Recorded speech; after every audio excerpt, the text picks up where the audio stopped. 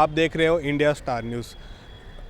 अभी थोड़ी देर पहले महानगर पालिका के सामने नरेंद्र मेहता व उनके समर्थकों ने सैकड़ों की संख्या में आकर रास्ता को जाम किया है। इसका कारण ये है कि पिछले दिनों महानगर पालिका द्वारा एक जीआर पास किया गया था। जीआर में स्पष्ट तौर पर बताया गया है कि शहर में आरक्षित 6 से 7 खेलने के मैदान जो बच्चों के लिए और छुट्टियों के टाइम पे ये क्या कहते हैं बड़ों के लिए क्रिकेट, फुटबॉल या फिर और भी बहुत सारे गेम्स है खेलने के लिए जो आरक्षित है, वहाँ पर अभी निर्माण कार्य किया जाएगा। जैसे कि वहाँ पर पीने के पानी के लिए शायद कुछ बनाया जाए या फिर स्विमिंग पूल बनाया जाए या जिम्नेशियम बनाया जाए। इन सारी चीज़ों को लेकर नरेंद्र मेहता जी का एक ही कहना था कि अगर ये सारी चीज़ें वहाँ पर निर्माण होती है तो मैदानों का आकार छोटा हो जाएगा और जिससे जो बाकी के खेल खेलने वाले जो लोग हैं, जैसे क्रिकेट हो गया, फुटबॉल हो गया, खो खो, कबड्डी हो गई, उनके लिए वहाँ पर समस्या पैदा हो जाएगी।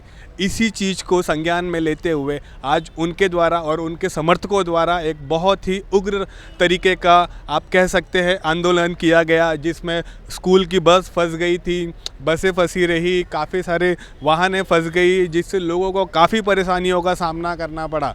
हो चुकी है, क्या कहेंगे? आपका बैठना उचित है? मीरा भाईंदर के अंदर अब केवल पूरे मैदान 3 ही बचे, केवल 3। अब 3 के अंदर भी बांधकाम शुरू करने जा रही है नगर पालिका, जो आने वाले भविष्य के हिसाब से नुकसान है। अगर सभी मैदानों में इमारतें बनने लगी तो आने वाले भविष्य में बच्चे को फिर से सड़क पे खेलना पड़ेगा। आज जो हम ये देख रहे हैं वो आने वाला भविष्य दिखा रहा हूँ कि अगर यही चलता रहा तो आने वाले 10 साल बाद यही होगा कि फिर से हम रोड पे खेलने आएगा। देश तरक्की कर रहा है, ज़माना तरक्की कर रहा है, शहर तरक्की कर रहा है, लेकिन खेल के मैदान में हम पीछे आते जा रहे हैं। ये 3 मैदान को अगर आज नहीं रोका गया तो भविष्य में हमारे आने वाली पीढ़ी के लिए स्पोर्ट्स के लिए कोई भी मैदान नहीं होगा। आज की जन आबादी है 15 लाख, भविष्य की होगी 30 लाख, लेकिन मैदान के लिए कोई दूसरी जगह नहीं होगी। मेहता साहब, आपका आंदोलन भले ही योग्य हो, लेकिन आपका ये तरीका क्या सही है? दोनों तरफ का ट्रैफिक जाम करना, स्कूलों की बसें रोकना, सार्वजनिक बसें रोकना, अत्यावश्यक सेवाएं रोकना, कितना योग्य है? एक चीज़ सुनिए, एम्बुलेंस को हमने किसी ने रोका नहीं। और रहा सवाल, ये हम अपने लिए नहीं कर रहे, यही रोज का रवैया हो गया कि स्कूल बसें और एम्बुलेंस जाने के लिए जगह नहीं होगी, क्योंकि खेलने के लिए रोड के सिवा कुछ नहीं होगा। इसलिए चलने के लिए अगर गाड़ियों के लिए अगर रोड की ज़रूरत है तो खेलने के लिए मैदान की मैदान में आप धड़ाधड़ इल्लीगल इमारतें बनाते जा रहे हो। इसके ऊपर कोई रोक टोक है कि नहीं? ये प्रशासन को बोल बोल के हम थक गए। अब हमें लगता है कि यही रास्ता है, क्योंकि हमको कल रास्ते पर ही खेलना पड़ेगा। आज 6 महीने से कई सारे मैदान बंद पड़े, केवल मात्र 3 मैदान। आप सोचिए, 15 लाख की आबादी, 10,000 से ज़्यादा इमारतें और केवल 3 मैदान बचे, उसको भी खत्म करके अब 2 बचने जा रहे। कैसे चलेगा? आपकी सत्ता है क्या? प्रशासन, ये राज्य का विषय नहीं है, ये महानगर प्रशासन का विषय, और प्रशासन ने ये प्रशासन का लिए हुआ निर्णय, किसी बॉडी का लिए हुआ निर्णय नहीं है। इसलिए प्रशासन ने अपना निर्णय बदलना चाहिए।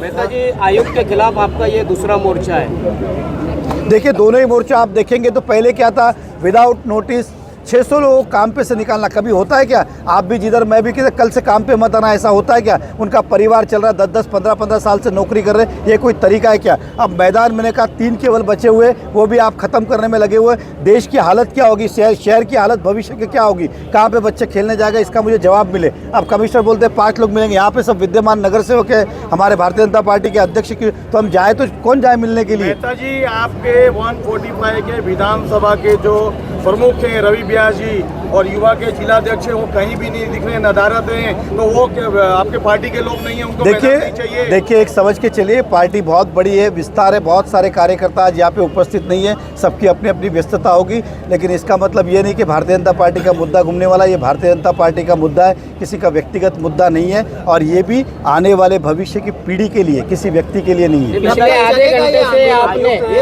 ये आंदोलन आज यहाँ पे, कल से हम किसी न किसी, हमारे पास मैदान नहीं तो खेलने का हमें शौक है सबको, तो हम किसी ना किसी रोड पे खेलेंगे, कभी स्टेशन के बाहर, तो कभी पुलिस स्टेशन के बाहर, तो कभी कमिश्नर साहब के घर के बाहर, अलग अलग जगह मैचेस लेंगे। आयोग ने 5 लोगों को बुलाया, क्या आपको लगता है 5 लोगों की बजाय 500 लोगों में दबाव में आकर के फैसला? 5 लोग नहीं, हमने क्या कहा, नगर सेवक को अंदर जाने दीजिए। हर व्यक्ति किसी ना किसी क्षेत्र का प्रतिनिधित्व करता है, हमने ये नहीं कहा सबको जाने दीजिए। अब नगर सेवक यहाँ पे उपस्थित कितने, तो 20-25।